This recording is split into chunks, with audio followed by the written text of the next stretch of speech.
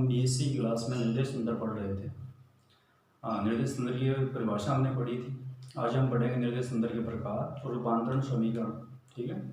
लेकिन निर्देश तंत्र जो होते हैं वो दो प्रकार के होते हैं, एक तो जड़त्वीय होता है, एक अजड़त्वीय निर्देश तंत्र होता है। इनको हम एक उदाहरण के द्वारा अगर समझना चाहें तो जैसे हम ये कहते हैं कि हमारे पास एक कार है, ठीक है। उस कार में एक व्यक्ति बैठा है, उस कार में एक व्यक्ति बैठा है। कार अगर विराम अवस्था में है, कार अगर विराम अवस्था में है या फिर एक समान वेग से गतिशील है, एक समान वेग से अगर गतिशील है, ठीक है। अगर हम ये कहें कि कार में एक व्यक्ति बैठा है, ठीक है, कार या तो विराम अवस्था में हो या फिर एक समान वेग से गतिशील हो, तो जो व्यक्ति कार के अंदर बैठा है उस व्यक्ति पर कोई बाह्य बल कार्य नहीं करेगा। वो व्यक्ति अगर कार विराम अवस्था में तो वो व्यक्ति भी क्या रहेगा, विराम अवस्था में रहेगा। और कार अगर एक समान वेग से गतिशील है तो व्यक्ति भी क्या होगा, कार के साथ एक समान वेग से क्या रहेगा, गतिशील रहेगा। इसका ये मतलब हुआ कि उस व्यक्ति पर कोई बाह्य बल कार्य नहीं कर रहा। कब नहीं कर रहा? जब वो कार या तो विराम अवस्था में है या फिर वो एक समान वेग से क्या है, गतिशील है। ठीक है। तो वो जो कार है उस व्यक्ति के लिए, जो कार है उस व्यक्ति की गति की अगर हम व्याख्या करें तो उस व्यक्ति के लिए वो जो कार होगी वो क्या होगी, जड़त्वीय निर्देश तंत्र होगी। यानी उस व्यक्ति की गति की व्याख्या अगर हम कार के सापेक्ष करें तो वो जो व्यक्ति जो कार होगी वो व्यक्ति के लिए कौन सा निर्देश तंत्र होगी, जड़त्वीय निर्देश तंत्र होगी। ठीक है। कैसे होगी? यानी जड़त्वीय निर्देश तंत्र कौन सा होगा कि ऐसा निर्देश तंत्र जिसके सापेक्ष कण पर बाह्य बल नहीं लग रहा, कण पर बाह्य बल नहीं लग रहा और कण की जो गति है वो कैसे दिखाई दे, अत्वरित दिखाई दे, यानी बिना किसी त्वरण के दिखाई दे। और ये दोनों ही जो अवस्थाएं हैं, विराम अवस्था और एक समान वेग की अवस्था, ये दोनों ही अवस्थाएं कैसी हैं, अत्वरण की अवस्थाएं हैं, यानी इनमें कोई त्वरण नहीं होगा। ठीक है। तो जड़त्वीय निर्देश तंत्र कौन सा होगा? ऐसा निर्देश तंत्र जिसके सापेक्ष कण पर बाह्य बल नहीं लग रहा, तो कण की गति जो है वो कैसे दिखाई दे, अत्वरित दिखाई दे। वो जो निर्देश तंत्र होगा उससे हम कौन सा निर्देश तंत्र कहेंगे, जड़त्वीय निर्देश तंत्र कहेंगे। ठीक है। ये स्वाभाविक भी है कि अगर कण पर बाह्य बल नहीं लगता है, कण पर अगर बाह्य बल नहीं लगता है तो कण की गति में कोई परिवर्तन नहीं आएगा। कण का जो वेग है वो लगातार नियत रहेगा। ठीक है। अगर कण का वेग नियत है, कण का वेग अगर चेंज नहीं हो रहा, परिवर्तित नहीं हो रहा, तो उसका त्वरण कितना होगा, 0 होगा। यानी उस कण के पास त्वरण बिल्कुल नहीं होगा। ठीक है। तो ऐसा निर्देश तंत्र जिसके सापेक्ष हम ये बता रहे हैं, यानी उस कण पर बाह्य बल नहीं लग रहा तो उस कण की गति उस निर्देश तंत्र के सापेक्ष हमें अत्वरित दिखाई दे रही, बिना त्वरण के दिखाई दे रही है, तो निर्देश तंत्र जो होगा वो कौन सा होगा, जड़त्वीय होगा। ठीक है। अब इसमें हम देख सकते हैं, जैसे हम F बराबर क्या लिखते हैं, F बराबर m में लिखते हैं, तो F बराबर हम ऐसा भी लिख सकते हैं, m dv/dt लिख सकते हैं। ठीक है। अब m यहाँ पे कांस्टेंट है, m यहाँ पे कांस्टेंट है। ठीक है। अगर हम ये कहते हैं कि F क्या है, 0 है, F अगर 0 है यानी बाह्य बल अगर 0 है, m तो यहाँ पे 0 हो नहीं सकता, किसी वस्तु का जो द्रव्यमान है वो तो 0 हो नहीं सकता, तो हम क्या लिखेंगे, dv/dt बराबर 0 लिखेंगे। dv/dt अगर हम 0 लिख रहे हैं तो इसका ये मतलब होगा v का मान यहाँ पे क्या रहना है, कांस्टेंट रहना है, क्योंकि कांस्टेंट राशि का अवकलन क्या होता है, 0 होता है। तो यहाँ पे v क्या रहेगा, यहाँ पे v जो होगा वो क्या रहेगा, नियत रहेगा। ठीक है। v अगर नियत है तो वो v नियत कब होगा, जो निर्देश तंत्र जो हो वो कैसा हो, या तो विराम अवस्था में हो या फिर एक समान वेग से वो क्या हो, गतिशील हो। यानी हम ये कह सकते हैं कि वो निर्देश तंत्र कैसा होगा, जड़त्वीय होगा। ठीक है। अजड़त्वीय निर्देश तंत्र में क्या होगा, जिससे हम ये कहते हैं कि वो जो कार थी जो विराम अवस्था में थी और एक समान वेग से गतिशील थी, तो उस व्यक्ति पर कोई बाह्य बल कार्य नहीं कर रहा। अगर बाह्य बल कार्य नहीं कर रहा तो उस व्यक्ति की जो गति होगी वो कैसे दिखाई देगी, हमें वो जो गति होगी वो अत्वरित दिखाई देगी। ठीक है। जड़त्वीय में क्या होगा कि जैसे हम ये कहते हैं कि वो जो कार है अचानक चले आगे की तरफ, तो वो जो व्यक्ति होगा पीछे की तरफ झुकेगा। अचानक आगे की तरफ चले तो व्यक्ति क्या करेगा, पीछे की तरफ झुकेगा। और कार अगर चल रही है किसी वेग से और अचानक वो रुके तो क्या होगा, व्यक्ति जो होगा आगे की तरफ झुकेगा। यानी जो कार थी, कार की जो गति है वो कैसी है, कार की जो गति है वो कैसी, त्वरित है। ठीक है। यानी कार क्या कर रही है, गति कर रही है। अगर कार गति कर रही है यानी त्वरित गति कर रही है, तो उस समय व्यक्ति पर बाह्य बल लगता हुआ अनुभव होता है। अब बाह्य बल लग रहा है, बाह्य बल लग रहा है यानी बाहर से कोई बल नहीं लग रहा, बाह्य बल लगता हुआ केवल अनुभव ही होता है, ठीक है। यानी उस व्यक्ति पर बाहर से हम कोई बल नहीं लगा रहे, केवल ऐसा अनुभव होता है कि उस व्यक्ति यानी वो व्यक्ति अगर पीछे जा रहा है या फिर आगे आ रहा है तो व्यक्ति एक बल का अनुभव करता है। वास्तव में अगर हम देखें तो वो बल नहीं है, वो एक आभासी बल है, ठीक है। यानी उस समय उस व्यक्ति पर कोई बाह्य बल नहीं लग रहा, फिर भी उस व्यक्ति की जो गति है, उस व्यक्ति की जो गति है वो कैसे दिखाई दे रही है हमें? त्वरित दिखाई दे रही है। उस व्यक्ति की जो गति है वो हमें कैसे दिखाई दे रही है? त्वरित गति दिखाई दे रही है, ठीक है। तो उस समय जो कार होगी वो कौन सा निर्देश तंत्र होगी? अजड़त्वीय निर्देश तंत्र होगी। तो अजड़त्वीय निर्देश तंत्र क्या होता है कि ऐसा निर्देश तंत्र जिसके सापेक्ष कण पर बाह्य बल नहीं लग रहा, कण पर बाह्य बल नहीं लग रहा, फिर भी उस कण की जो गति है वो कैसी दिखाई दे? त्वरित दिखाई दे। तो जो निर्देश तंत्र होगा उस निर्देश तंत्र को हम क्या कहेंगे? अजड़त्वीय निर्देश तंत्र कहेंगे, ठीक है। यानी कार अगर अचानक चले, कार अचानक रुक रही है, ठीक है, तो व्यक्ति क्या कर रहा है? एक बल का अनुभव कर रहा है, बाहर से उस पर कोई बाह्य बल कार्य नहीं कर रहा, फिर भी उसको एक बल का अनुभव होता है, यानी उसके पास कुछ ना कुछ गति होगी, कुछ ना कुछ उसके पास त्वरण होगा। तो वो त्वरण जो होगा वो बिना किसी बाह्य बल के है, ठीक है। तो उस समय हम कार को कौन सा निर्देश तंत्र कहेंगे? अजड़त्वीय निर्देश तंत्र कहेंगे, समझ रहे हैं? तो हम जड़त्वीय और अजड़त्वीय निर्देश तंत्र की अगर हम परिभाषा लिखें तो हम दो प्रकार से बता सकते हैं, दोनों की परिभाषा अगर हम बताना चाहें तो देखिए, जड़त्वीय में तो क्या होगा? जड़त्वीय निर्देश तंत्र जो होगा उसमें तो क्या होगा? बाह्य बल जो होगा वो क्या होगा? जीरो होगा, बाह्य बल जीरो होगा। और जो कण होगा जिसके बारे में बता रहे हैं, जिसकी गति की हम व्याख्या कर रहे हैं, उस कण की जो गति होगी वो कैसी होगी? अत्वरित होगी, ठीक है। अत्वरित का मतलब होगा कि उस कण की गति या कण के वेग में कोई परिवर्तन नहीं होगा, यानी वेग क्या रहना है? नियत रहना है। वेग क्या रहेगा? नियत रहेगा, ठीक है। और ऐसा जो निर्देश तंत्र होता है, यानी जड़त्वीय निर्देश तंत्र जो होता है वो कैसा होगा? वो या तो क्या होगा? जड़त्वीय निर्देश तंत्र जो होगा कैसा होगा? वो या तो क्या होगा? विराम अवस्था में होगा, ठीक है, या तो वो विराम अवस्था में होगा या फिर नियत वेग से क्या करेगा? गति करेगा, ठीक है।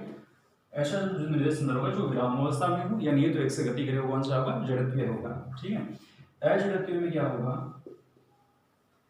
अजड़त्वीय निर्देश तंत्र जो होगा इस पर बाह्य बल, इसमें कण पर अजड़त्वीय निर्देश तंत्र में अजड़त्वीय निर्देश तंत्र के सापेक्ष अगर हम कण की गति बता रहे हैं तो अजड़त्वीय निर्देश तंत्र कौन सा होगा? जिसमें कण पर बाह्य बल क्या होगा? जीरो होगा, ठीक है। बाह्य बल जीरो होने पर भी क्या होगा कि कण की जो गति है वो हमें कैसे दिखाई देगी? त्वरित दिखाई देगी। यानी कण का जो वेग होगा वो नियत नहीं रहेगा, कण का वेग चेंज होता रहेगा। अगर कण का वेग चेंज होगा तो कण के पास कुछ ना कुछ त्वरण होगा, ठीक है। तो सामान्यतः हम देखते हैं, और साथ में ये बात की कण की गति जो होगी वो कैसी? इसमें जड़त्वीय में कैसी? अत्वरित, अजड़त्वीय में कैसी? त्वरित। और जो निर्देश तंत्र होगा वो क्या करेगा? या तो किसी न किसी त्वरण से क्या करेगा? गति करेगा, यानी त्वरित गति करेगा, या फिर घूर्णन गति करेगा, ठीक है। तो घूर्णन गति करने वाले, त्वरित गति करने वाले जो निर्देश तंत्र होते हैं वो कौन से होंगे? अजड़त्वीय, विराम अवस्था में रहने वाले, और नियत वेग से गति करने वाले जो निर्देश तंत्र होंगे वो कौन से होंगे? जड़त्वीय, ठीक है। साथ में एक बात और, जैसे अभी जो हम लिख रहे हैं, अभी जो हमने लिखा था F बराबर हमने M में लिखा था, अगर हम F को जीरो ले लें, अगर हम बाह्य बल को जीरो ले लें तो V यहाँ पे क्या रहना है? V यहाँ पे कांस्टेंट रहना है, नियत रहना है। इसका ये मतलब होगा कि इसमें जड़त्व के नियम का पालन हो रहा है। जड़त्व का नियम हमें यही कहता है कि कोई वस्तु अगर जिस स्थिति में है, जैसे विराम अवस्था में रहना चाहती है और गतिशील है तो गतिशील रहना चाहती है, कब तक? जब तक कोई बाह्य बल में कोई परिवर्तन नहीं हो। तो यहाँ पे F का मान लगातार कितना है? जीरो ही है, बाह्य बल में कोई परिवर्तन नहीं हो रहा, तो V का मान कितना रहना है? जीरो ही रहना। तो जड़त्वीय निर्देश तंत्र जो होते हैं इसमें क्या होगा? न्यूटन की गति का प्रथम नियम, फर्स्ट और सेकंड दोनों नियम क्या होते हैं? लागू होते हैं, ठीक है। सामान्यतः हम ये देखते हैं कि अगर बाह्य बल किसी वस्तु का जो बाह्य बल वस्तु पर लगाया गया है या फिर किसी कण पर लगाया गया है, अगर वो नहीं बदल रहा तो उसका वेग क्या रहना है? कांस्टेंट ही रहना है, नियत ही रहना है, ठीक है। तो जड़त्वीय निर्देश तंत्र में क्या होगा, न्यूटन की गति का पहला और दूसरा नियम दोनों लागू होते हैं, ठीक है। अजड़त्वीय निर्देश तंत्र में ऐसा नहीं होगा, पहला न्यूटन की गति का पहला और दूसरा नियम लागू नहीं होते हैं, ठीक है। क्योंकि न्यूटन की गति का नियम क्या कह रहा है कि बाह्य बल अगर बदल ही नहीं रहा, बाह्य बल अगर नहीं बदल रहा तो कण के पास त्वरण क्यों होगा, क्योंकि उसके वेग में तो परिवर्तन नहीं होना चाहिए, ठीक है। लेकिन इसमें क्या हो रहा है कि बाह्य बल 0 होने पर भी उस कण की गति हमें कैसे दिखाई दे रही है, त्वरित दिखाई दे रही है। कौन सा निर्देश तंत्र होगा, वो अजड़त्वीय निर्देश तंत्र होगा, ठीक है। तो ये कुछ बातें आपको जड़त्वीय और अजड़त्वीय निर्देश तंत्र के लिए ध्यान में रखनी है, ठीक है। जड़त्वीय में क्या ध्यान में रखना है कि बाह्य बल कण पर, यानी ऐसा निर्देश तंत्र जिसके सापेक्ष कण पर बाह्य बल क्या होगा, 0 होगा। कण पर अगर बाह्य बल 0 होगा तो कण की गति हमें कैसे दिखाई देगी, अत्वरित दिखाई देगी, उसके पास कोई त्वरण नहीं होगा। ये सामान्यतः हम देखते ही हैं, ठीक है। अब कण का जो वेग होगा वो क्या रहेगा, नियत रहेगा। इसमें न्यूटन की गति का पहला और दूसरा नियम लागू नहीं होते हैं, ठीक है। इसका उल्टा जड़त्वीय में होगा, बाह्य बल 0 होगा, कण की गति त्वरित दिखाई देगी। अगर त्वरित दिखाई दे रही तो न्यूटन की गति के दोनों नियमों का पालन इसमें नहीं हो रहा, ठीक है। जड़त्वीय निर्देश तंत्र कैसे होंगे, या तो विराम अवस्था में होंगे या फिर वो नियत वेग से गति करेंगे। साथ में प्रेक्षक भी जो होगा, जैसे मान लो कि कार जो है वो विराम अवस्था में है, तो जो व्यक्ति उसके अंदर बैठा है, वो भी क्या होगा, विराम अवस्था में होगा। अगर कार अगर नियत वेग से गति कर रही है तो जो व्यक्ति होगा वो भी क्या करेगा, नियत वेग से गति करेगा, ठीक है। या फिर हम ये कह सकते हैं कि प्रेक्षक जो होगा, जड़त्वीय निर्देश तंत्र में प्रेक्षक जो होगा वो तो या तो विराम अवस्था में होगा या फिर वो नियत वेग से गति करेगा, ठीक है। ऐसे अजड़त्वीय निर्देश तंत्र में क्या होगा कि अजड़त्वीय निर्देश तंत्र जो होगा वो खुद या प्रेक्षक या तो त्वरित गति करेगा या फिर घूर्णन गति करेगा। या फिर हम ये कह सकते हैं कि त्वरित गति करने वाले, घूर्णन गति करने वाले जो निर्देश तंत्र होते हैं वो कौन से होंगे, अजड़त्वीय होंगे, ठीक है। एक बात और इसमें कि जो पृथ्वी है, पृथ्वी क्या करती है, यानी पृथ्वी के बारे में अगर हम बताना चाहें तो पृथ्वी को हम कौन सा निर्देश तंत्र माने, पृथ्वी जो है उसको हम कौन सा निर्देश तंत्र माने, जड़त्वीय माने या फिर अजड़त्वीय माने। पृथ्वी को हम लगातार, अगर हम यहाँ पे पृथ्वी पर खड़े होकर अगर हम देख रहे हैं तो पृथ्वी लगातार हमें कौन सी अवस्था में दिखाई देती है, स्थिर अवस्था में दिखाई देती है, ठीक है। स्थिर अवस्था में दिखाई देती है, पृथ्वी यहाँ से हिलती हुई दिखाई नहीं देती। तो इसके आधार पर हमें उसको कैसा मानना चाहिए, जड़त्वीय मानना चाहिए। लेकिन पृथ्वी जो होती है वो खुद की एक्स के सापेक्ष भी घूम रही है, घूर्णन गति कर रही है, ठीक है। साथ में क्या कर रही है, सूर्य के चारों तरफ भी क्या कर रही है, सूर्य के चारों ओर भी क्या कर रही है, चक्कर लगा रही है, ठीक है। तो वो जो निर्देश तंत्र होगा कौन सा मानेंगे हम, अजड़त्वीय निर्देश तंत्र मानेंगे। लेकिन पृथ्वी का जो कोणीय वेग होता है, पृथ्वी का जो हम ये कह सकते हैं जो भूमध्य रेखा की ओर, पृथ्वी का भूमध्य रेखा की ओर जो बीचों बीच से होकर जो रेखा जा रही है उसको हम भूमध्य रेखा कह रहे हैं। तो भूमध्य रेखा की ओर पृथ्वी क्या कर रही है, घूर्णन गति कर रही है, तो उसके पास कुछ ना कुछ क्या होगा, अभिकेंद्रीय त्वरण होगा, ठीक है। जैसे पृथ्वी जो होती है उसका अभिकेंद्र यानी केंद्र की तरफ क्या होगा, त्वरण होगा, ठीक है। उस अभिकेंद्रीय त्वरण का जो मान होता है पृथ्वी के लिए भूमध्य रेखा की ओर अगर हम देखें तो मान कितना होता है, इसको हम AR से दिखाते हैं।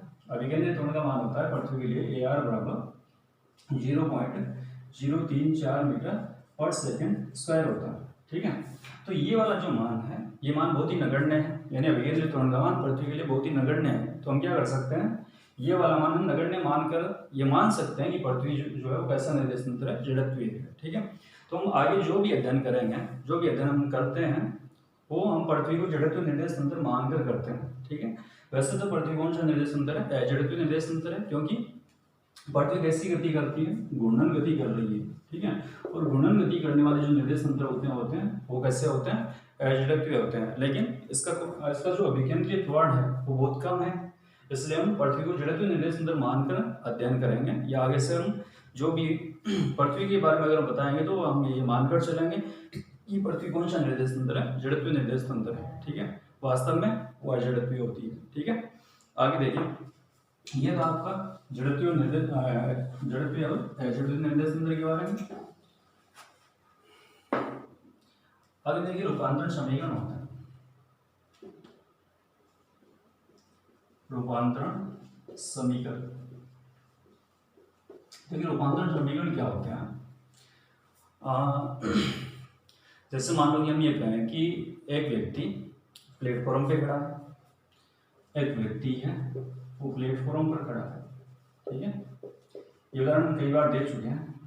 वो व्यक्ति क्या कर रहा है, किसी पेड़ को देख रहा है, ठीक है, एक व्यक्ति प्लेटफॉर्म पर खड़ा होकर किसी पेड़ को देख रहा है, तो उस व्यक्ति के सापेक्ष जो पेड़ होगा वो कौन सी अवस्था में होगा, विराम अवस्था में होगा, या फिर जो भी उसकी स्थिति होगी वो हम यहाँ पे देख लेते हैं, उसका विस्थापन क्या है, उसका वेग क्या है, वो जो भी होगा वो हम प्रेक्षण ले लेंगे किसके सापेक्ष, उस व्यक्ति के सापेक्ष जो कहाँ पे खड़ा है, प्लेटफॉर्म पे खड़ा है, ठीक है। तो हमने इस पेड़ के हमने प्रेक्षण लिए। प्रेक्षण लेने का मतलब है कि उसकी स्थिति क्या है, उसका वेग क्या है, यानी पेड़ का जो व्यक्ति के सापेक्ष प्रेक्षण लेने का मतलब ये होगा कि उस पेड़ की उस व्यक्ति के सापेक्ष क्या स्थिति है, उसका क्या वेग है, वो क्या उसका त्वरण है, ठीक है, वो हमें प्रेक्षण कह रहे हैं। अब हमने क्या किया कि वो जो व्यक्ति था, वो व्यक्ति ट्रेन के अंदर बैठा है, ठीक है, वो व्यक्ति क्या कर रहा है, ट्रेन के अंदर बैठा है, ठीक है, यही व्यक्ति ट्रेन के अंदर बैठा है, ट्रेन गतिशील है किसी न किसी वेग से, यानी उसके पास त्वरण है, ट्रेन के पास त्वरण है, ठीक है। अब उस निर्देश तंत्र के सापेक्ष, यानी वो व्यक्ति जो होगा उस व्यक्ति के सापेक्ष अगर वो ही पेड़ देखा जाए, अब यानी वो ट्रेन क्या कर रही है, गति कर रही है, उसके अंदर वो व्यक्ति बैठा है, तो उसी व्यक्ति के सापेक्ष उस पेड़ को अगर देखा जाए तो जो प्रेक्षण हमें मिलेंगे, वो पहले वाले जो प्रेक्षण है उनसे भिन्न भी हो सकते हैं, कुछ प्रेक्षण उसके समान भी हो सकते हैं, ठीक है। तो हमने क्या किया कि व्यक्ति जो प्लेटफॉर्म पे खड़ा था उस पेड़ के हमने प्रेक्षण लिए, ठीक है, व्यक्ति जो ट्रेन के अंदर बैठा था उस पेड़ के हमने उस ट्रेन के अंदर बैठे व्यक्ति के सापेक्ष हमने उस पेड़ के प्रेक्षण लिए, ठीक है। तो दो प्रेक्षण हमारे पास आ गए, प्रेक्षण हमारे पास कितने आ गए, दो आ गए, और इन दोनों प्रेक्षणों में संबंध बताने वाले, यानी दोनों प्रेक्षणों में संबंध बताने वाले जो समीकरण होंगे उन समीकरणों को हम क्या कहेंगे, रूपांतरण समीकरण कहेंगे, ठीक है। यानी किसी घटना की, जैसे मान लो कि हम ये कहते हैं कि एक निर्देश तंत्र में, जैसे ये व्यक्ति था पहले निर्देश तंत्र इस पेड़ के सापेक्ष, ठीक है, फिर वो व्यक्ति क्या हुआ, वो व्यक्ति ट्रेन के अंदर चला गया, ठीक है। अब उस व्यक्ति के सापेक्ष, या फिर हम ये कहते हैं कि ट्रेन के सापेक्ष कह सकते हैं, अब उस व्यक्ति के सापेक्ष हम उसी घटना की व्याख्या कर रहे हैं या उसी घटना की प्रेक्षण ले रहे हैं, ठीक है। हम ये कह रहे हैं कि किसी घटना, जैसे हमने किसी एक निर्देश तंत्र के सापेक्ष हमने किसी घटना के प्रेक्षण लिए, ठीक है, वो प्रेक्षण हमने नोट कर लिए, फिर किसी दूसरे निर्देश तंत्र के सापेक्ष हमने उसी घटना के प्रेक्षण लिए, और दोनों प्रेक्षणों के मध्य जो संबंध बताने वाले जो समीकरण होंगे उन समीकरणों को हम क्या कहेंगे, रूपांतरण समीकरण कहेंगे, ठीक है। यानी हमें किसी कण की स्थिति या किसी भी घटना की स्थिति या अवस्था की व्याख्या करने के लिए हमें क्या करना पड़ता है, कोई ना कोई निर्देश तंत्र में चुनना पड़ता है, ठीक है। जैसे पेड़ के बारे में बताना चाहते हैं तो ये इस व्यक्ति के सापेक्ष, प्लेटफॉर्म के सापेक्ष अगर हम बता रहे हैं, जैसे मान लो कि प्लेटफॉर्म के सापेक्ष हम बता रहे हैं कि वो जो पेड़ है वो उसकी स्थिति क्या है, उसकी अवस्था क्या है, फिर हम ट्रेन के सापेक्ष उस पेड़ की अवस्था या स्थिति बता रहे हैं, ठीक है। तो दोनों के सापेक्ष हमने प्रेक्षण लिए, दो प्रेक्षण आ गए, एक तो प्लेटफॉर्म के सापेक्ष आ गए, एक ट्रेन के सापेक्ष आ गए, ट्रेन चल रही है, ठीक है। अब इन दोनों प्रेक्षणों के मध्य जो समीकरण हमें मिला, संबंध बताने वाले जो समीकरण हमें मिलेंगे वो समीकरण कौन से कहलाएंगे, रूपांतरण समीकरण कहलाएंगे, ठीक है। अब देखिए रूपांतरण समीकरण भी दो प्रकार के होते हैं, रूपांतरण समीकरण दो प्रकार के होते हैं, कौन कौन से होते हैं देखिए। रूपांतरण समीकरण दो प्रकार के होते हैं, एक तो होता है समय अनाश्रित, एक तो रूपांतरण समीकरण होता है समय अनाश्रित और एक होता है समय आश्रित, ठीक है। समय अनाश्रित में क्या होगा, देखिए समय अनाश्रित में जो निर्देश तंत्र जो हम ले रहे हैं, दो निर्देश तंत्र जिसके सापेक्ष हम वो एक ही घटना के प्रेक्षण हम ले रहे हैं, जिन दो निर्देश तंत्रों के सापेक्ष वो दोनों जो निर्देश तंत्र हैं, अभी हमने देखा था कि दो निर्देश तंत्र थे हमारे पास, और दोनों के सापेक्ष हम उस घटना के बारे में बता रहे हैं, दोनों के सापेक्ष। अब समय अनाश्रित कौन से होंगे, समय अनाश्रित हम उनको कहेंगे कि ऐसे दो निर्देश तंत्र जिनके बीच में कोई आपेक्षिक गति न हो, ठीक है, जिनके मध्य कोई आपेक्षिक गति न हो, केवल क्या हो, आपेक्षिक गति न हो, केवल वो क्या करें, या तो हम ये कहते हैं कि वो एक दूसरे से पृथक है, यानी वो स्थानांतरित हैं एक दूसरे से और लगातार उसी स्थिति पे हैं, ठीक है। यानी आपेक्षिक गति न है, हम ये कह दें केवल वो क्या है, स्थानांतरित हैं, यानी हमने उनको एक फिक्स दूरी पे रख दिया। जैसे मान लो एक तो निर्देश तंत्र ये वाला है, एक ये दूसरा है, ठीक है, दोनों को हमने एक फिक्स दूरी पे रख दिया। अब इनके बीच में कोई अपेक्षित गति नहीं हो रही है, ठीक है। तो ये दोनों निर्देश तंत्र जो होंगे वो उन दोनों निर्देश तंत्रों के लिए अगर हम रूपांतरण समीकरण ज्ञात करना चाह रहे हैं तो कौन से होंगे, समय अनाश्रित रूपांतरण समीकरण होंगे, ठीक है। इस रूपांतरण समीकरणों के हम दो प्रकार बता रहे हैं, समय अनाश्रित और समय आश्रित। समय अनाश्रित कौन से होंगे, समय अनाश्रित रूपांतरण समीकरण कौन से होंगे, जिसमें क्या होगा कि ऐसे दो निर्देश तंत्र जिनके सापेक्ष हम कण के परीक्षण ले रहे हैं वो दोनों निर्देश तंत्रों के मध्य आपेक्षिक गति न हो, ठीक है। केवल वो स्थानांतरित हो, यानी एक दूसरे से कुछ पृथक दूरी पर हो, नियत दूरी पर हो, ठीक है, लगातार उसी दूरी पर, जैसे हमने सेट कर दिया शुरुआत में तो उसी दूरी पर हो लगातार, ठीक है। या फिर वो किसी कोण से क्या कर रहे हो, घूर्णन कर रहे हो, ठीक है, घूर्णन कर रहे हो। हमने क्या किया कि किसी कोण से एक निर्देश तंत्र को हम घुमा रहे हैं, ठीक है, यानी वो किसी कोण से घूर्णन कर रहा है लेकिन वो आपेक्षिक गति नहीं कर रहा, यानी एक दूसरे के सापेक्ष जो गति है वो नहीं हो पा रही यहाँ पर। वो दोनों जहाँ पे लगातार वहीं ऐसे घूर्णन करवा सकते हैं, ठीक है, और यहीं पे रखेंगे यहीं पे। हमने स्टार्ट में क्या कर दिया, उसको वहीं पे रखा है तो लगातार यहीं पे रखेंगे, घूर्णन करवा सकते हैं किसी कोण से, ठीक है। समय आश्रित कौन सा होगा, जिसमें समय आश्रित समीकरण रूपांतरण समीकरण कौन से होंगे, जिसमें जो निर्देश तंत्र होंगे वो एक दूसरे के सापेक्ष क्या करें, गति करें, यानी हम ये कहते हैं कि दोनों के मध्य क्या हो, आपेक्षिक गति हो, ठीक है। वो जो रूपांतरण समीकरण में मिलेंगे वो कौन से होंगे, समय आश्रित होंगे, ठीक है। अब देखिए पहले हम निकाल रहे हैं समय अनाश्रित रूपांतरण समीकरण। पहले हम किसके बारे में पढ़ रहे हैं, समय अनाश्रित रूपांतरण समीकरण के बारे में पढ़ रहे हैं, ठीक है। देखिए पहले हम पढ़ रहे हैं स्थानांतरित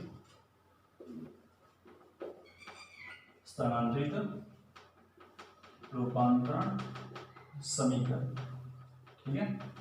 स्थानांतरित रूपांतरण समीकरण में क्या होगा, स्थानांतरित का मतलब है कि हमने दोनों निर्देश तंत्रों को किसी न किसी फिक्स दूरी पे रखा है, ठीक है, वो दूरी लगातार उतनी ही है, चेंज नहीं हो रही, ठीक है, वो गति भी नहीं कर रही आपस में, एक दूसरे के साथ अपेक्षित गति नहीं हो रही, तो कौन से समीकरण होंगे, समय अनाश्रित होंगे। स्थानांतरित का मतलब है कि उनके बीच कुछ जो भी दूरी है वो फिक्स है, ठीक है, दूरी चेंज नहीं हो रही। जैसे हम यहाँ पे ऐसे दिखा सकते हैं, जैसे हमने कहा कि एक निर्देश तंत्र है हमारे पास ये, ठीक है, इसको हमने नाम दिया एश, ठीक है, और यहाँ पे जो निर्देश तंत्र हम काम में ले रहे हैं कौन सा ले रहे हैं, कार्तीय निर्देश तंत्र काम में ले रहे हैं, ठीक है। अब एक निर्देश तंत्र हमने यहाँ पे लिया, इसका नाम हमने दे दिया एस डेस, ठीक है। एक निर्देश तंत्र हम ले रहे हैं एस और दूसरा हम कौन सा ले रहे हैं, एस डेस, ठीक है। अब देखिए हम ये कहते हैं कि दोनों निर्देश तंत्रों के मध्य जो, जैसे हम ये कहते हैं कि इसका मूल बिंदु हम दिखा रहे हैं ओ से और इसका मूल बिंदु हम दिखा रहे हैं ओ डैश से, ठीक है। एक ही कण की हमें व्याख्या करनी है, या एक ही कण के लिए दोनों निर्देश तंत्रों के सापेक्ष हमें प्रेक्षण लेने हैं, और उन प्रेक्षणों के मध्य हम संबंध निकालेंगे। वो प्रेक्षण जो हम ले रहे हैं, प्रेक्षण लेने का मतलब ये है कि हम उसकी स्थिति बताना चाहते हैं, उसका वेग बताना चाहते हैं, उसका अंतरण बताना चाहते हैं। ये प्रेक्षण समान भी हो सकते हैं, ये प्रेक्षण भिन्न भिन्न भी हो सकते हैं, ठीक है। हमने यहाँ पे कण देखा है, ठीक है, जैसे मान लो पॉइंट P है, इस पॉइंट P पर कण है, S जो निर्देश तंत्र है उसके सापेक्ष कण P जो है उसका स्थिति सदिश, यानी उसकी स्थिति क्या है, उस कण की S के सापेक्ष स्थिति क्या है, ठीक है। क्योंकि दो निर्देश तंत्र होंगे, कण जैसे मान लो यहाँ पे, तो इसकी स्थिति दोनों निर्देश तंत्रों के सापेक्ष क्या होगी, अलग अलग होगी, ठीक है। तो ये वाला जो होगा, ये वाला जो कण है इसकी स्थिति हम देख रहे हैं कि S के सापेक्ष क्या है, सदिश R, ठीक है, और S डैश के सापेक्ष अगर हम देखें तो हमने कह दिया कितनी है, सदिश R डैश है, ठीक है। अब ये जो S डैश निर्देश तंत्र है वो S के सापेक्ष किस स्थिति पे है, S डैश निर्देश तंत्र जो है वो S के सापेक्ष किस स्थिति पे है, तो हमने कह दिया वो किस स्थिति पे है, वो R नोट सदिश स्थिति पे है, ठीक है। यानी एक स्थिति सदिश हम दिखा रहे हैं आर नोट सदिश, वो क्या है एस डेस का एस के सापेक्ष स्थिति सदिश है आर नोट सदिश, ठीक है। अब हम यहाँ पे बता सकते हैं कि जो जैसे हमें ये पता है कि कण का जो स्थिति सदिश है, कण की जो स्थिति है वो एस के सापेक्ष हमें पता है, ठीक है। और जैसे एस के सापेक्ष हमें पता है कितनी सदिश आर है, आर डैश ये है, तो एस डैश के सापेक्ष आर डैश यानी जो स्थिति होगी वो क्या होगी, उसका समीकरण हम बनाएंगे। तो समीकरण हम कैसे बता सकते हैं, देखिए समीकरण हम कैसे बता सकते हैं, इसका हम कोई नाम देते हैं। जैसे हमने कह दिया एक त्रिभुज बन रहा है, ये त्रिभुज देखिए कौन सा बन रहा है। हम यहाँ पहले क्या निकालेंगे, स्थिति बताएंगे कण की, स्थिति का समीकरण बनाएंगे, उसके बाद हम वेग का समीकरण बना सकते हैं, उसके बाद हम त्वरण का समीकरण बना सकते हैं, ठीक है। तो देखिए त्रिभुज हम कौन सा ले रहे हैं, त्रिभुज ओ डैश पी में ओ डैश पी में हम कौन सा नियम लगाएं, त्रिभुज का नियम लगाएं। अगर हम त्रिभुज नियम से लिखें तो त्रिभुज नियम क्या होता है कि दो क्रमागत जो भुजाएं होती हैं किसी त्रिभुज की, अगर दो सदिशों को निरूपित कर रही हैं तो परिणामी कौन बताएगा, विपरीत क्रम में जो भुजा होती है वो किसको व्यक्त करेगी, परिणामी को व्यक्त करेगी। तो इसमें देखिए आर नोट सदिश जो है उसकी दिशा किस तरफ होगी, ओ डैश की तरफ, क्योंकि हम स्थिति बता रहे हैं एस डैश की, किसके सापेक्ष, एस के सापेक्ष, ठीक है। यहाँ पे आर डैश जो है वो हमें क्या बता रहा है, कण की स्थिति बता रहा है किसके सापेक्ष, एस डैश के सापेक्ष, तो इसकी दिशा ये वाली होगी, ठीक है। अब यहाँ पे कण जो है कण की अगर हम एस के सापेक्ष स्थिति देखें तो आर सदिश बता रहा है, तो इसकी दिशा ये होगी, ठीक है। हमें कण की स्थिति देखनी है किसके सापेक्ष, एस के सापेक्ष, तो इसकी दिशा इसी तरफ होगी, ठीक है। स्थिति सदिश हमें क्या बताता है, कण की स्थिति बताता है, या फिर हम ये कह देंगे कण को मूल बिंदु से कण की जो स्थिति है उसको मूल बिंदु से मिलाने वाली जो रेखा होती है वो ही हमें क्या बताएगी, स्थिति सदिश बताएगी, ठीक है। अब देखें इस त्रिभुज में अगर हम दो क्रमागत भुजाएं देखें तो कौन कौन सी होंगी, ओ डैश और ओ डैश पी, दो क्रमागत भुजाएं होंगी, और विपरीत क्रम में कौन सी भुजा होगी, ओपी, ठीक है। तो हम क्या लिखेंगे, ओपी सदिश बराबर हम क्या लिख देंगे, ओ डैश सदिश, ठीक है, प्लस में क्या लिख दिया जाएगा, ओ डैश पी सदिश लिखा जाएगा, ठीक है। अब इसमें ओपी सदिश जो है किसको व्यक्त कर रहा है, सदिश आर को, ओ डैश किसको व्यक्त कर रहा है, सदिश आर डैश को, प्लस ओ डैश पी, एक मिनट सॉरी, ओ डैश किसको व्यक्त कर रहा है, आर नोट सदिश को, प्लस आर डैश सदिश, ठीक है। अगर हम आर डैश लिखना चाहें तो आर डैश सदिश बराबर हम क्या लिख देंगे, सदिश आर माइनस आर नोट सदिश, ये समीकरण हमें मिल जाता है जो हमें क्या बताएगा, स्थिति बता रहा है, ठीक है। कण की एस डैश के सापेक्ष स्थिति बता रहा है, तो इस समीकरण को हम क्या कहेंगे, स्थिति का रूपांतरण समीकरण कहेंगे। इस समीकरण को हम क्या कहते हैं, स्थिति का रूपांतरण समीकरण कहते हैं, ठीक है। तो हम रूपांतरण समीकरण ज्ञात कर रहे हैं किसके लिए, हम रूपांतरण समीकरण ज्ञात कर रहे हैं किसके लिए, केवल स्थानांतरित यानी दोनों निर्देश तंत्र जो है वो किसी फिक्स दूरी पे हैं, ठीक है। स्थानांतरित रूपांतरण समीकरण हम ज्ञात कर रहे हैं, तो पहले सबसे पहले हमारे पास किसका समीकरण आ गया, स्थिति का। अब इससे हम किसका निकाल सकते हैं, वेग का निकाल सकते हैं। इस समीकरण का हम क्या करते हैं, अवकलन करते हैं समय के सापेक्ष, तो हम क्या लिखेंगे, डी आर डैश सदिश अपॉन डी टी बराबर D R upon D T minus D R naught upon D T लिखेंगे, ठीक है। अब देखिए अब इसको अगर हम डिनोट करना चाहिए, जैसे हम इसको बता सकते हैं ए डैश सदिश, क्योंकि ये क्या बन जाएगा, त्वरण बन जाएगा। त्वरण किसका है, ये कण का त्वरण है, ठीक है। कौन से निर्देश तंत्र के सापेक्ष, एस डैश के सापेक्ष। अगर हम D R upon D T देखें, त्वरण नहीं सॉरी वेग आएगा हमारे पास, वेग आएगा, ठीक है। अब D R dash upon D T जो है, D R dash upon D T जो है वो वेग है कण का, कौन से निर्देश तंत्र के सापेक्ष, एस डैश के सापेक्ष, ठीक है। डी आर डैश दिखा रहे हैं, ठीक है, D R dash upon D T, तो कण का वेग है कौन से के सापेक्ष, एस डैश के सापेक्ष, और D R upon D T जो हम लिख रहे हैं वो कण का वेग है किसके सापेक्ष, एस के सापेक्ष, और D R naught upon D T क्या है, वो इस निर्देश तंत्र एस डैश का वेग है किसके सापेक्ष, एस के सापेक्ष, ठीक है। वो क्या रहना है, नियत रहना है। क्यों नियत रहना है, क्योंकि एस डैश की एस के सापेक्ष स्थिति नहीं बदल रही, एस डैश की एस के सापेक्ष स्थिति नहीं बदल रही, ठीक है। एस डैश की एस के सापेक्ष स्थिति नहीं बदल रही, कण की स्थिति बदल सकती है दोनों निर्देश तंत्रों के सापेक्ष। कण की स्थिति बदल सकती है एस के सापेक्ष, एस डैश के सापेक्ष, लेकिन एस डैश जो निर्देश तंत्र है उसका स्थिति सदिश लगातार वही रहना, उसकी स्थिति लगातार वही रहनी है किसके सापेक्ष, एस के सापेक्ष। ठीक है, तो हम इसको कैसे लिखेंगे, देखिए ये वाला जो समीकरण है D R dash upon D T जो हमने लिखा है, ठीक है, इसको हम लिखते हैं D R dash upon D T को हम किससे दिखाते हैं, वी डैश सदिश, ठीक है, बराबर हम क्या लिखते हैं, वी से दिखाते हैं इसको। ठीक है, D R naught upon D T ये क्या बन जाएगा, 0 बन जाएगा। ठीक है, क्योंकि आर नोट यहाँ पे क्या है, नियत है। आर नोट अगर नियत हो तो ये मान कितना लिखा जाएगा, यहाँ पे -0 लिखा जाएगा। ठीक है, या फिर वी डैश सदिश बराबर हम क्या लिखेंगे, वी सदिश। ये समीकरण हमें जो मिलता है दूसरा समीकरण, ये क्या कहलाएगा, वेग का रूपांतर समीकरण कहलाएगा।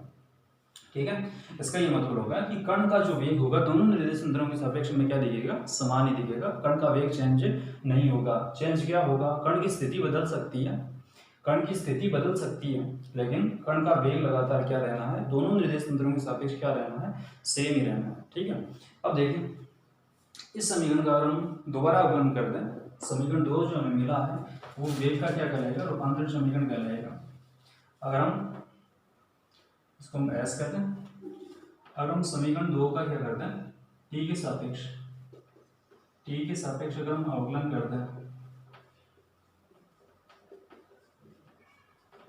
अगर अवकलन करते हैं तो हम क्या लिखेंगे, D we dash upon D T, ठीक है, बराबर D V upon D T लिखेंगे। तो हमारे पास समीकरण आता है ए डैश बराबर ए आ जाता है। ठीक है, ए डैश हम किसके लिए लिख रहे हैं, कण का त्वरण है, कौन से निर्देश तंत्र के सापेक्ष, एस डैश के सापेक्ष। और यहाँ पे ए जो हम लिख रहा है वो कण का त्वरण है किसके सापेक्ष, एस के सापेक्ष। तो दोनों निर्देश तंत्रों के सापेक्ष कण के वेग हमें क्या मिल रहा है, सेम ही मिल रहे हैं, ए डैश बराबर ए मिल रहा है।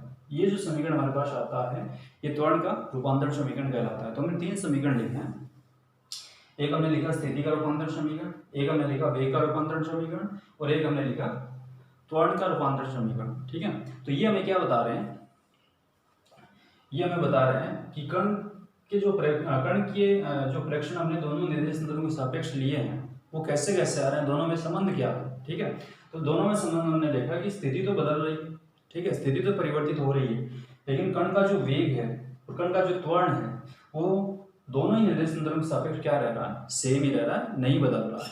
ठीक है, तो ऐसे जो समीकरण में मिलते हैं इन समीकरणों को हम क्या कहते हैं, रूपांतरण समीकरण कहते हैं। ठीक है, आगे देखिए आगे एक समान अपेक्षित स्थानांतरित गति करते निर्देश तंत्रों के रूपांतरण समीकरण। इसमें क्या होगा कि जो निर्देश तंत्र होगा, एक निर्देश तंत्र जो होगा जैसे हमने कह दिया एस निर्देश तंत्र है, ठीक है, और इसमें जो दूसरा निर्देश तंत्र होगा वो क्या करेगा, किसी न किसी वेग से क्या करेगा, गति करेगा।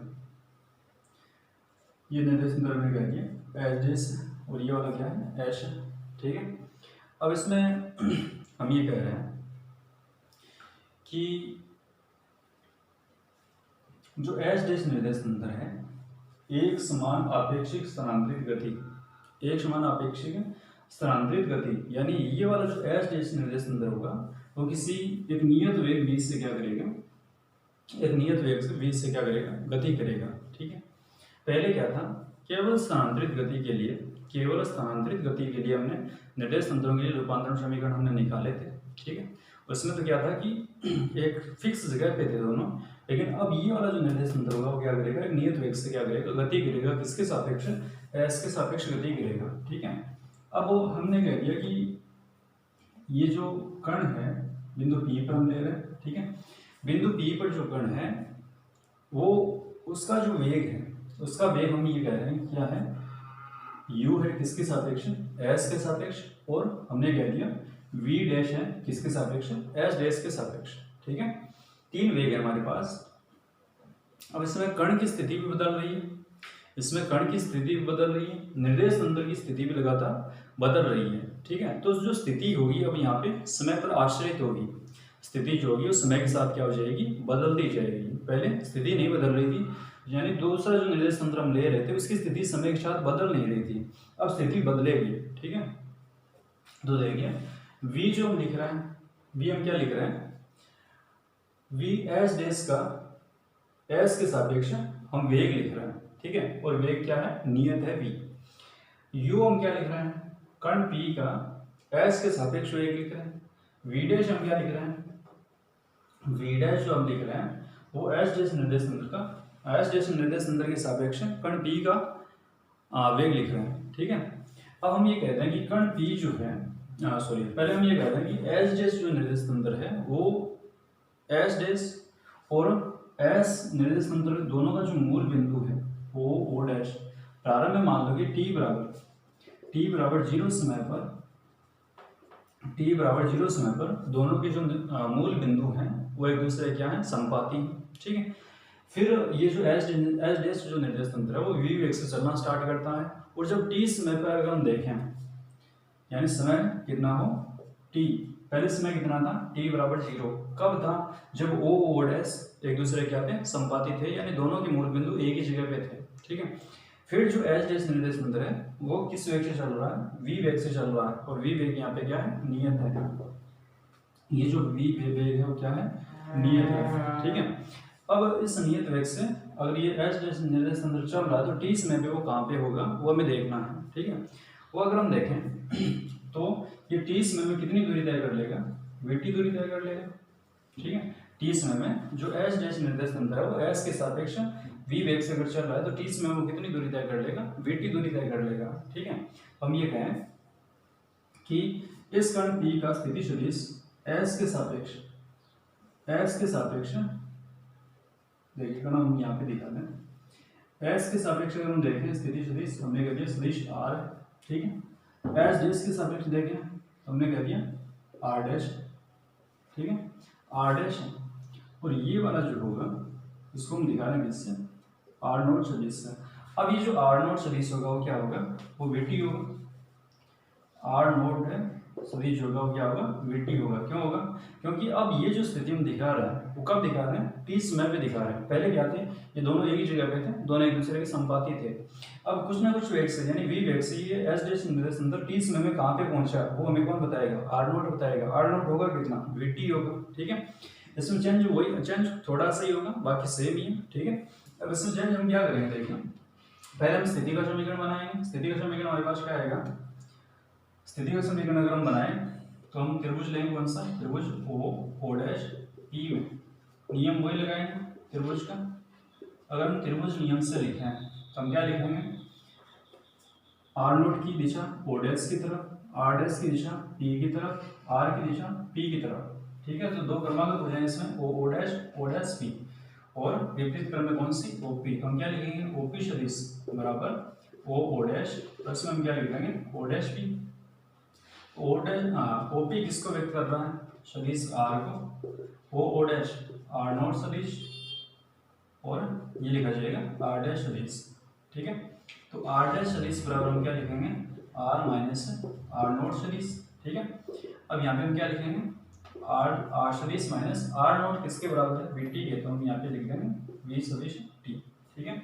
तो ये r डैश सदिश बराबर ये मान आ जाता है r माइनस vt, ठीक है।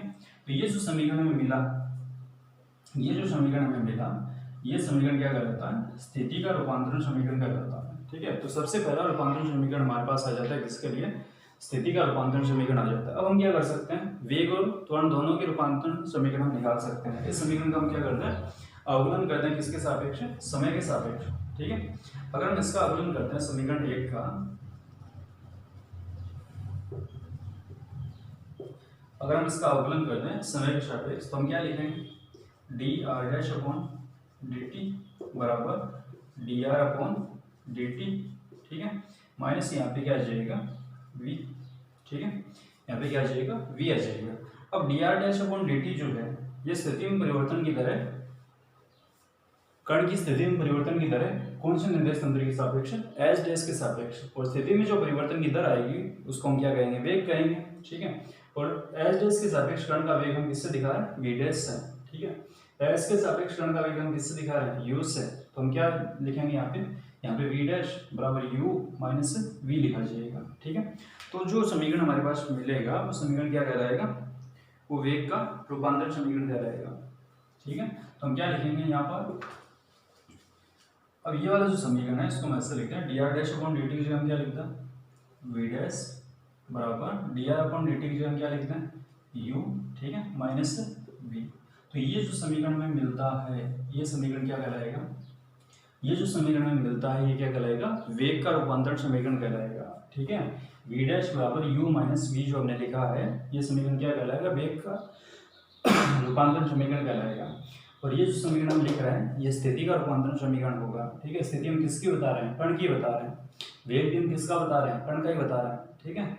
और इस समीकरण का अगर हम दोबारा आकलन करते हैं टी के सापेक्ष समय के सापेक्ष तो क्या होगा, तो जो समीकरण हमें मिलेगा वो क्या कहलाएगा, त्वरण का रूपांतरण समीकरण कहलाएगा, ठीक है।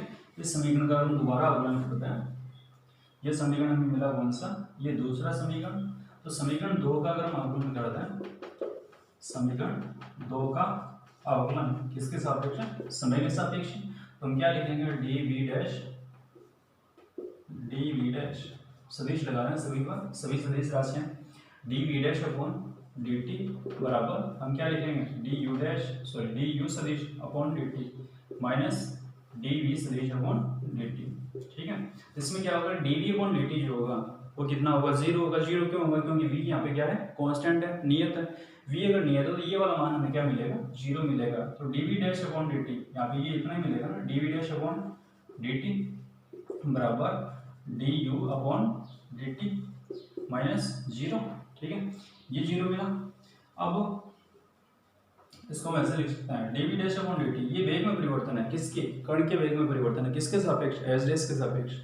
तो यहाँ पे ये त्वरण बनेगा कण का किसके सापेक्ष, एस डैश के सापेक्ष। D u upon D T क्या है, D u upon D T कण का वेग है एस के सापेक्ष, तो ये त्वरण बनेगा किसका, कण का, किसके, कौन से निर्देशांक तंत्र के सापेक्ष, एस के सापेक्ष। तो हम क्या लिखेंगे यहाँ पे हम लिख देंगे ए डैश सदिश बराबर हम क्या लिख देंगे, ये लिख देंगे, ठीक है। तो ये समीकरण जो हमें मिला है समीकरण 3 ये क्या कहलाता है, त्वरण का रूपांतरण समीकरण कहलाता है। तो हमारे पास 3 समीकरण आते हैं, एक तो कौन सा समीकरण 1 ये क्या कहलाएगा, स्थिति का रूपांतरण समीकरण कहलाएगा। दूसरा समीकरण में वेग का मिला, वेग का रूपांतरण समीकरण मिला। और तीसरा समीकरण में त्वरण का रूपांतरण समीकरण मिला। तो 3 समीकरण हमें मिलते हैं कौन से निर्देश तंत्रों के लिए, एक समान अपेक्षित गति करते हुए 2 निर्देश तंत्रों के रूपांतरण समीकरण अगर हम निकाल रहे हैं तो ये 3 समीकरण हमारे पास आते हैं। इसमें त्वरण क्या रहता है, कण का त्वरण जो है वो क्या रहता है, दोनों निर्देश तंत्रों में क्या रहता है, सेम ही रहता है, ठीक है। आज के लिए इतना ही।